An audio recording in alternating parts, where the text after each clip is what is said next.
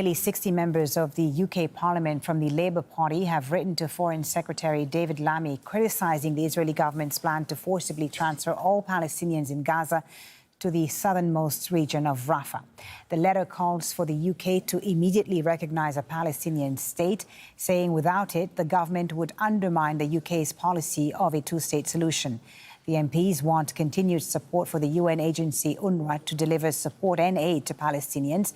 They also are calling for the immediate and unconditional release of all Israeli hostages held by Hamas. MPs are demanding the resumption of humanitarian aid into Gaza, and they're urging the UK to restrict trade with illegal settlements and financial support of them in the occupied West Bank. Sonia Gallego reports from London. In a letter addressed to the British Foreign Secretary David Lammy, nearly 60 MPs have written to him demanding that the UK immediately recognise Palestine as a state.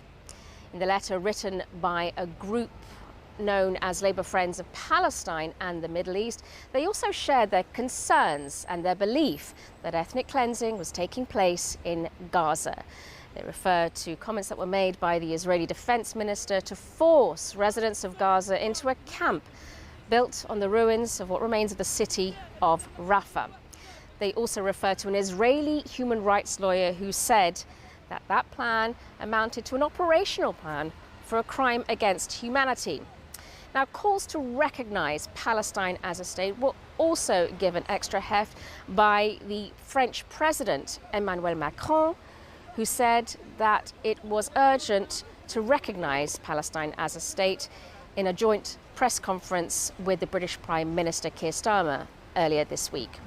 Meanwhile, as far as the Foreign Secretary David Lammy is concerned, he addressed a group of MPs at a parliamentary committee saying that a ceasefire had to happen. And if the situation continued, then the UK would apply extra measures to Israel. He also underlined that the UK did not support the current aid mechanism in Gaza, and that the Gaza Humanitarian Foundation, backed by both Israel and the US, was not doing a good job. Sonia Gallego, Al Jazeera, London.